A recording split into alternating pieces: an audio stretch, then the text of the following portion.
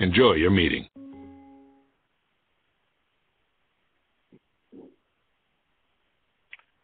All right, we're started. Welcome to our webinar today, where we're going to talk about property and casualty insurance.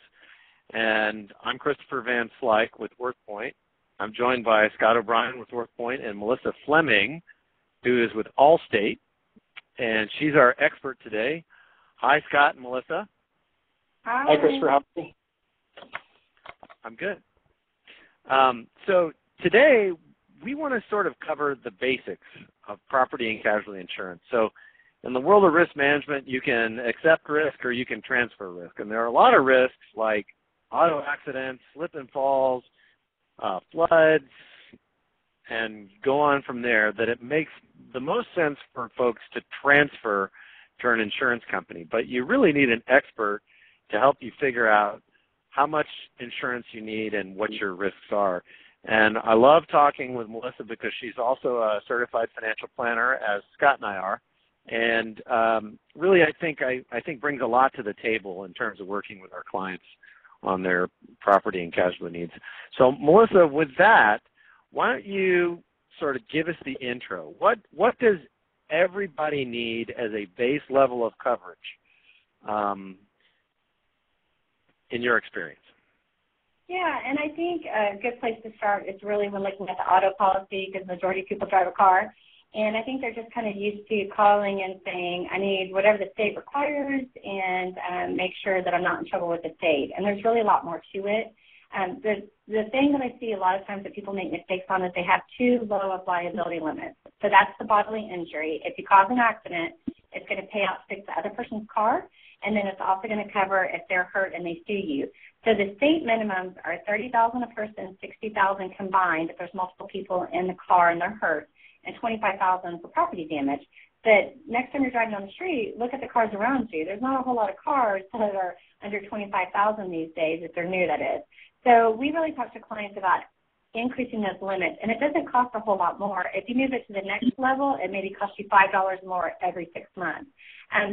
If you've acquired more assets, then this is important to have higher limits, because if they get hurt and they sue you, then an attorney is going to be looking at you to pay for it if you don't have enough insurance. So we'll talk to clients about, do you have more than $100,000 in assets? Do you have more than $250,000 in assets? And that lets us know how high of liability limits they should have. And I think a lot of times too, people say, well, I just need liability, so that's all I want. And maybe they'll go higher limits, but they forget about uninsured motorists. See this a lot. We're a border state in Texas, and there's a lot of uninsured drivers. And so what will happen is driving on the street, somebody hits you and keeps going because they don't have insurance. Or more commonly, you're grocery shopping, you come out in the parking lot, you're been hit, no one's around. And so a lot of times people say, well, my car's not worth a whole lot, I'm not going to worry about it. But now they're thrown into the situation of not having insurance, nobody's around, and they've got to buy a new car or fix it. And those policies, just to have the base coverage for uninsured motorists maybe cost $10 a month. So I try to let me ask you something. I had an accident, and I was hit by an uninsured motorist, so I was certainly glad I had the coverage. The other thing that happened to me, and you are my agent, so I'm going to ask you this now. The car that I had the wreck in is an expensive sports car, and it was repaired, but I'm going to sell it now, and I'm taking a hit on the value of the car because it was wrecked. So I'm going to buy another one of these particular cars, and you're going to write me the insurance for it. But the next time, I want to be insured for the difference between the value of, the drop in the value of the car that's caused by the accident. Because the next time, I'm going to get rid of the car after it's wrecked. I have not been happy with that situation. Can you comment on that? Well, there's a couple of things that I hear. So one is when you cause an accident, your car does lose its value. It's now reported. Anybody can look it up and see that an accident was involved. So you can get compensated for the depreciated value. And there's a couple of different ways. It depends on the insurance company, whether you go and get a body shop to tell you how much it's worth less now. And some companies will actually calculate it for you. So you can make a claim to get some of that value. But more importantly, if you have a new car, What's standard on auto policies is that it's whatever the new value is. So you drive it off the parking lot, especially trucks. I mean, they might lose $5,000 just driving it off the parking lot. So, and you can have what's called replacement cost. Some carriers offer it, some don't. Of course, at Allstate we do. But what that is if you are the original owner and it's your original owner, then you can have replacement costs for the first 3 model years.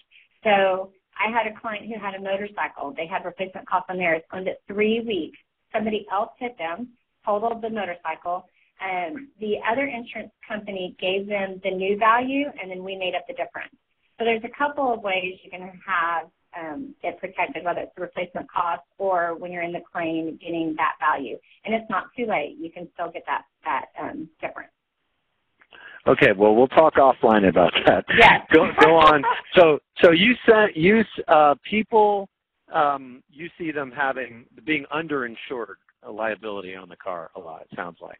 And I can't imagine having $30,000 of coverage in today's world. Clearly, you're going to need more than that. People don't think they do, and they're not concerned about it. But let's say you hit a car who hits a car. It becomes a fight among 3 insurance companies who's paying what. And the whole goal of insurance is that, you hope you never have to use it, but if you do, you want to make sure that you have enough and you're out of it. So we really work with clients and say, don't worry about it. We'll get this started. You have enough insurance. Let the insurance companies handle it. And it just gives that peace of mind. So you definitely need to be talking to your agent about what you have based on your assets and based on what the risk is with drivers. Another important thing, especially is if you have young kids who are starting to drive, and they're getting their car, it's probably better to have a used car, not a new car, keep the rates down, and more prone to have accidents.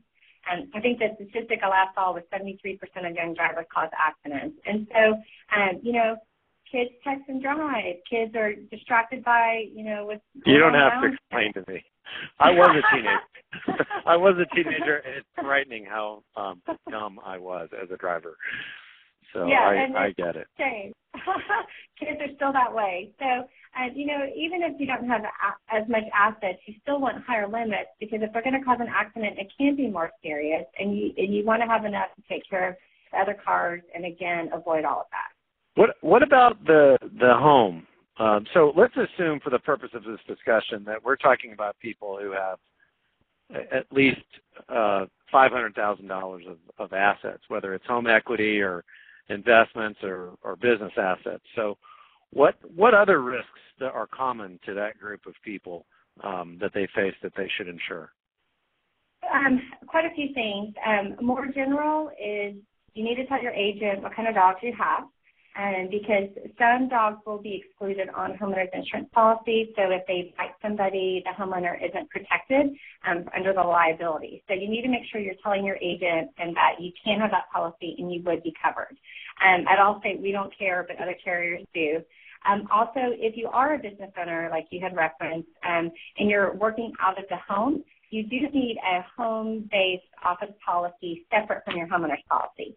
So, for example, I had somebody who has a renter's policy, and they're renting an apartment, and they're a massage therapist, and somebody broke in and stole, like, the massage bed and stuff that they use. And so when we go to do the claim, well, for business purposes, we can't pay out on that renter's policy. It would work the same with the homeowners with business purposes. So she filed it under her business insurance policy. People just don't think about it. And what would happen is you'd have a claim, and they would say, oh, what do you do for a living? And then you start proud of your business, talking about it, and then they figure it out. And it's not that they're trying to catch you, but you've got to have the right type of insurance. And also on homes, if you've got more assets, you also want to look at, if you've got a pool in the backyard, you're riskier if you've got dogs. And so you should really think about also an umbrella policy. What that is, it's higher liability limits if you were sued. So it's going to cover your home, it's going to cover your cars, and if somebody is hurt and sues you, then you have additional liability limits. Minimum umbrella is about $1 million, and they cost maybe $200 a year. It's a really cheap way to have. So everybody, there's nobody in this group that I just described who shouldn't have umbrella. Absolutely, they should not. I have thought you don't have to do anything wrong to get sued, and so it's nice to have the policy to take care of you. Yeah, Melissa, I know we talked. That's one of my sort of pet peeves I come across a lot of people who don't have an umbrella policy. They don't even know what it is, and A lot of the people that we deal with are significant assets, and I have to explain it to them first what it is, and I tell them it's really net worth insurance. You built this for a couple $100 a year. If a couple $100 scares you, then the other thing that we didn't talk about a little bit is, people should have higher deductibles. They want to. Some of these people who make pretty good money a year want a $500 deductible on their $40,000 car or something like that. And you're going back to your premise earlier. You want to insure for things you really can't afford to replace in cash, and you don't want to replace the $40,000 car in cash. But you can afford probably a $1,000 deductible on an accident that might happen every so often. And I think that sometimes people forget that they can actually save a lot in premiums, and you're really trying to transfer the big risk, the sort of the catastrophic risk, not the fender benders and that kind of thing. Yeah, and I think the umbrellas are good too if you have rental property, because if they hire an attorney, your house is protected, your retirement's protected, but your other assets aren't.